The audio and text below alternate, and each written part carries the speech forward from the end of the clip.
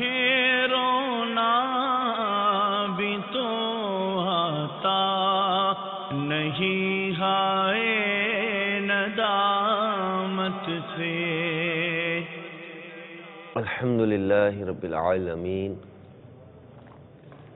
والصلاة والسلام علی سید المرسلین اما بعد فاعوذ باللہ من الشیطان الرجیم بسم اللہ الرحمن الرحیم الصلاة والسلام علیک یا رسول اللہ وعلی آلک واصحابک یا حبیب اللہ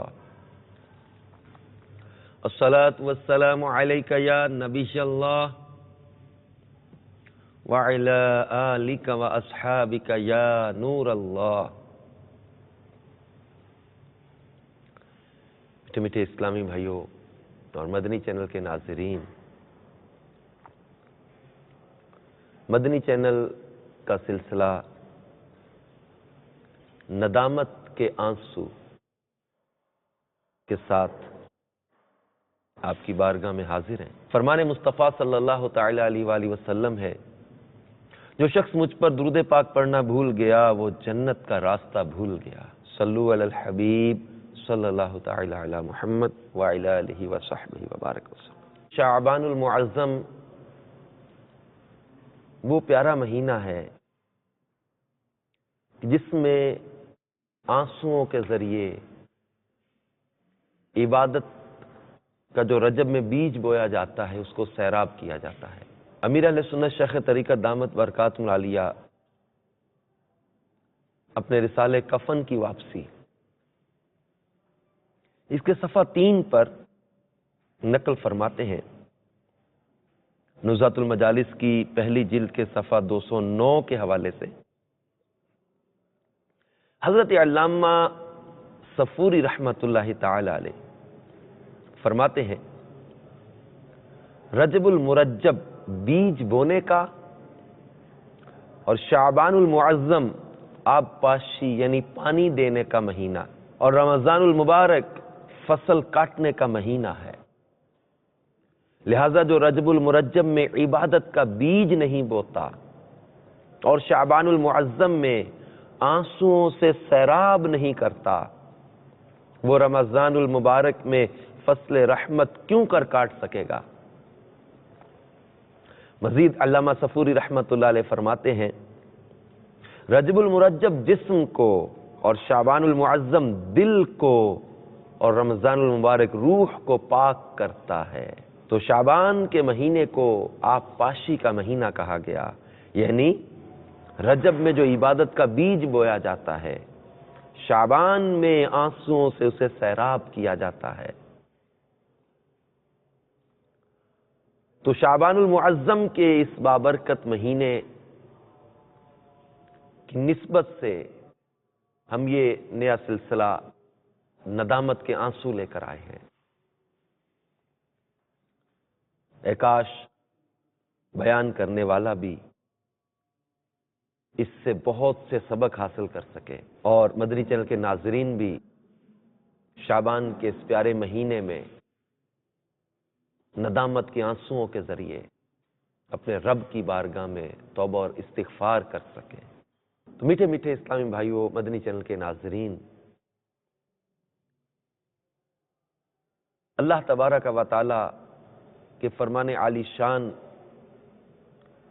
سے ہم آغاز کرتے ہیں،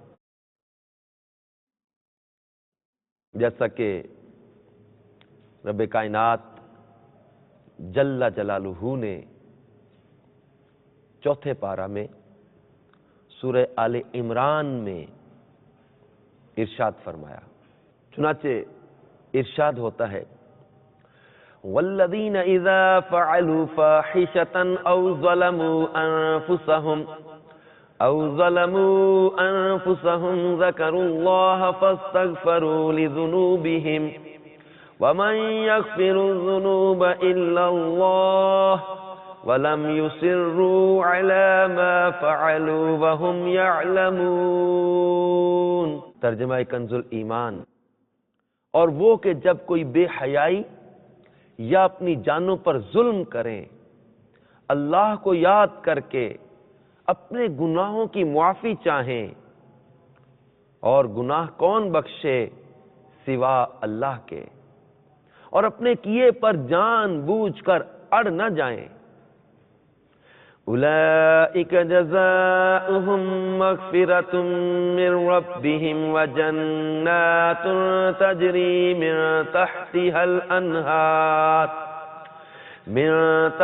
الانہار خالدین فیہا وَنِعْمَ أَجْرُ الْعَامِلِينَ۔ ایسوں کو بدلہ ان کے رب کی بخشش اور جنتیں ہیں جن کے نیچے نہریں رواں، ہمیشہ ان میں رہیں، اور کامیوں کا کیا اچھا نیک ہے۔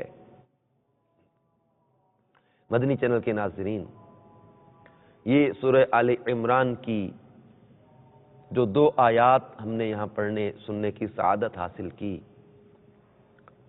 اس کی تفسیر میں تفسیر خزائن العرفان میں ہے جو اللہ تعالیٰ نے ارشاد فرمایا، اور وہ کہ جب کوئی بے حیائی یا اپنی جانوں پر ظلم کریں، یعنی ان سے کوئی کبیرہ یا صغیرہ گناہ سرزد ہو، اور توبہ کریں اور گناہ سے باز آئیں اور آئندہ کے لیے اس سے باز رہنے کا عزم پختہ کریں، کہ یہ توبہ مقبولہ کے شرائط میں سے ہے۔ اور والذین اذا فعلوا فاحشہ، یہ جو آیت ہے اس کا شان نزول بیان کرتے ہوئے فرمایا، اس کا خلاصہ یوں ہے کہ تیہان خرما فروش یعنی کھجور بیچنے والے کے پاس ایک حسین عورت خرمے یعنی کھجوریں خریدنے آئی۔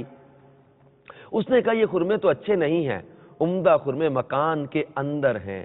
اس ہیلے سے اس کو مکان میں لے گیا۔ عورت نے کہا خدا سے ڈر۔ یہ سنتے ہی اس کو چھوڑ دیا اور شرمندہ ہوا، اور سید عالم صلی اللہ تعالی علیہ وآلہ وسلم کی خدمت میں حاضر ہو کر حال عرض کیا۔ اس پر یہ آیت نازل ہوئی، یعنی وہ ندامت تھی، جیسا کہ حدیث پاک میں فرمایا الندم التوبہ، ندامت ہی توبہ ہے۔ جیسے امیر علیہ سنت شیخ طریقت دامت برکاتہم العالیہ ارشاد فرماتے نا کہ ندامت سے گناہوں کا ازالہ کچھ تو ہو جاتا، ندامت سے گناہوں کا ازالہ کچھ تو ہو جاتا، ہمیں رونا بھی تو آتا نہیں۔ ہائے ندامت، شب و روز اللہ کی نافرمانیاں کرنے کے باوجود ہمیں ندامت نہیں ہوتی، ہمیں اپنے گناہوں پر رونا نہیں آتا، ہمیں احساس شرمندگی نہیں، ہم اپنے حال پر۔ امام غزالی رحمۃ اللہ علیہ فرماتے ہیں نا کہ جب گناہ پر ندامت کا احساس ختم ہو جائے اس وقت دل کی سختی پر رونا چاہیے۔ ہائے میرا دل اتنا سخت ہو گیا کہ مجھے گناہوں پر ندامت کے چند آنسو بھی نصیب نہ ہوئے۔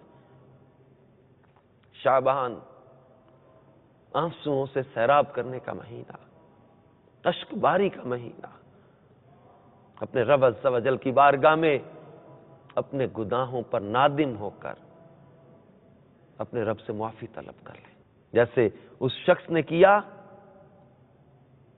اور رب کائنات جل جلالہ نے اس کی ندامت کو اس قدر پسند فرمایا، قرآن پاک کی یہ آیات نازل فرمائی، والذین اذا فعلوا فاحشۃ او ظلموا انفسهم ذکروا اللہ فاستغفروا لذنوبہم۔